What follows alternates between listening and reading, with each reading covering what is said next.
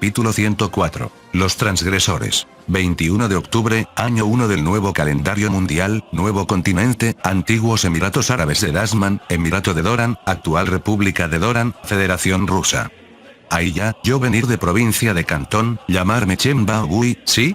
El equipo del proyecto, compuesto principalmente por miembros del Ministerio del Interior y el FSB, Servicio Federal de Seguridad, que recorría las zonas ocupadas recopilando información de los residentes para demostrar su control efectivo, se llevaba las manos a la cabeza una vez más. Cabe decir que la aldea que visitaban ahora era una que había sido tomada por una unidad de fuerzas especiales del Ejército Popular de Liberación, EPL, que huyó durante la batalla por la capital del Emirato de Doran. En teoría, habían encontrado a los hombres que buscaban, pero los rusos no se daban cuenta. La razón era simple. Habían tenido que lidiar con tantos chinos hasta ese momento que ya estaban hartos. ¿Por qué un territorio que se suponía ruso estaba rebosante de chinos? La causa radicaba en la política aplicada en la zona china del nuevo continente. El Partido Comunista de China, PCCH, que había arrojado a una cantidad masiva de personas tratándolas prácticamente como parias desechables, implementó una medida drástica. Sabían que el látigo no basta para mover a la gente, se necesita la zanahoria. Dicha política era sencilla, se otorgarían derechos de uso de las tierras colonizadas por un período de 100 años. Al ser un país que ostenta el comunismo, toda la tierra es propiedad del Estado y no se permite la propiedad privada. Solo se conceden derechos de uso por un tiempo limitado. Esto, por supuesto, permite al Estado realizar expropiaciones forzosas fácilmente si lo desea. No obstante, un derecho de uso de 100 años es algo inaudito incluso en la China continental. Aunque técnicamente se renuevan de forma automática, a menos que el Estado los reclame para construir carreteras u otras obras, desde la perspectiva del usuario, cuanto más largo sea el plazo, mejor. Por supuesto, antes de que esto se anunciara al público general, era habitual que los altos mandos del EPL usaran a sus tropas para limpiar terrenos cerca de los puertos y reclamarlos como colonizados por ellos mismos. Entonces, ¿por qué esta política llenó de chinos el lado ruso? Francamente, la cantidad de personas enviadas por China era excesiva en comparación con el territorio que controlaban en el nuevo continente. Era lógico, considerando que ya había habitantes locales allí. Por el contrario, el lado ruso, aunque en su mayoría era una zona desértica, abarcaba un territorio mucho más vasto que el chino. Sin embargo, la población de Rusia es pequeña comparada con la de China, y las zonas habitadas en su área de control eran escasas, por lo que su población allí también era baja. La frontera, aunque presentaba tensiones en puntos estratégicos, consistía en la mayoría de los lugares apenas en una valla simple. ¿Cuál fue el resultado? Una marea humana de chinos cruzó desde su lado hacia el territorio ruso. Uno pensaría, pero si las leyes chinas no valen nada en el lado ruso. Pero a ellos no les importaba, empezaron a colonizar el lado ruso por su cuenta. Al principio, las autoridades chinas intentaron controlar los cruces fronterizos. Lo intentaron, pero eventualmente, superados por el número, un puesto de control fue físicamente aplastado por la multitud. Tras eso, se rindieron y dieron vía libre a todo el que quisiera salir. Rusia también intentó contener la entrada, pero el número de transgresores era absurdo y dispararles podía desencadenar un conflicto armado con China, por lo que el bloqueo fronterizo fue un fracaso total.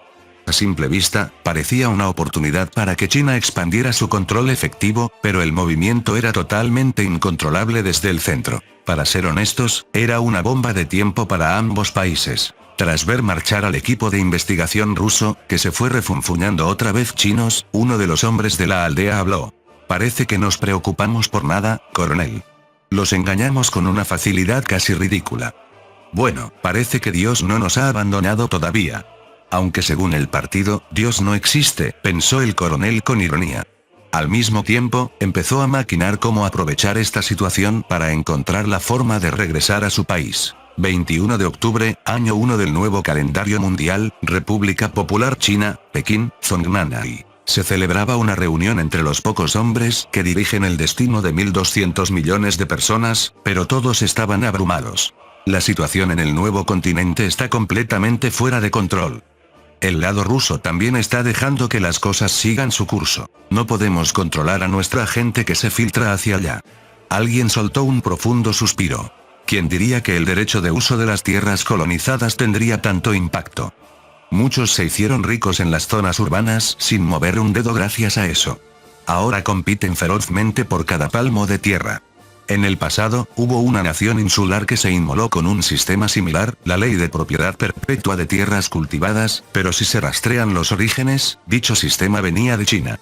Parece que no aprendieron de la historia, aunque en un país que suele quemar su propio pasado, quizás sea inevitable. Ya no podemos cancelarlo. No queda más que dejarse llevar por la corriente. Si dijeran ahora que los derechos de uso quedan anulados, estallarían disturbios en el nuevo continente. Si solo fuera en territorio chino, sería un problema interno, pero los que se han ido al lado ruso podrían causar disturbios allí. Si eso ocurriera, Rusia diría sin dudarlo que el gobierno chino instigó revueltas y cometió actos de agresión. ¿Y los movimientos de Rusia? Por ahora no hay signos de movilización militar, pero es obvio que están teniendo dificultades para lidiar con nuestra gente. Francamente, no sabemos qué podría ser el detonante. Deberíamos prepararnos. ¿Prepararnos? ¿Prepararnos para qué? Para una guerra contra Rusia. Puedo oír las carcajadas de Estados Unidos y Europa desde aquí. Si estallara una guerra entre Rusia y China, Estados Unidos, Europa y los países del archipiélago se limitarían a observar desde la barrera. Como las cadenas de suministro ya están destrozadas por la transferencia, cualquier impacto en la economía mundial se despacha con un ya estaba colapsada de todos modos. En resumen, aunque hay un conflicto de intereses, una guerra solo beneficiaría a terceros. Una situación nefasta. Además, India está del lado ruso, y Pakistán, que debería contener a India, no es de mucha confianza. Y los países del sudeste asiático, puede que no sean enemigos abiertos, pero tampoco serán aliados. Hay algunos países pro-China en el sudeste asiático, pero su escala económica y militar es tan baja que, para el EPL, su presencia es poco más que un error de cálculo estadístico. Como sea, mantengan la alerta en todos los frentes para poder responder a cualquier imprevisto. Al final, se limitaron a dar instrucciones genéricas por falta de soluciones reales. 21 de octubre, año 1 del nuevo calendario mundial, Federación Rusa, Moscú, el Kremlin. En este lado, los líderes también estaban dándose cabezazos contra la pared. No haber podido detener la entrada masiva de chinos en la frontera del nuevo continente fue un fracaso absoluto. Sin embargo, ya habían promulgado leyes que prohibían la propiedad de tierras a extranjeros en el nuevo continente. Pensaban de forma maquiavélica: dejemos que ellos hagan el trabajo duro de colonizar y luego les quitaremos todo. ¿Cuál es la cifra de los que han entrado? No tenemos el número exacto, pero supera los 100.000. El flujo tiende a disminuir, pero vigilar toda la línea fronteriza es imposible. Incluso en la frontera terrestre de Eurasia entre ambos países hay muchos tramos desérticos. Desplegar personal en toda esa línea es inviable, y no tienen tiempo ni dinero para instalar sistemas de muros, cámaras y sensores como los de Arabia Saudita o Israel. ¿Es esta infiltración una orden del PCCH? Según la información de inteligencia, ellos también están desesperados. Es una situación totalmente imprevista. ¿No podrían implementar alguna medida para atraerlos de vuelta y que se vayan por su cuenta? Poco probable. Son más de 100.000 chinos que ya cruzaron. Pekín buscará la forma de aprovecharlos al máximo. Podríamos enviarlos a todos a Siberia, bromeó el director del FSB, pero la Siberia actual es subtropical, por lo que es extrema en un sentido diferente al original. El permafrost se está derritiendo, creando vastas zonas pantanosas de turba. La taiga se colapsa y los caminos están cortados. El ferrocarril transiberiano tiene las vías destrozadas por la inestabilidad del suelo, y trabajan a contrarreloj para elevar las vías o mejorar el terreno. Bueno, si ellos planean usarlos, nosotros también les sacaremos el máximo provecho.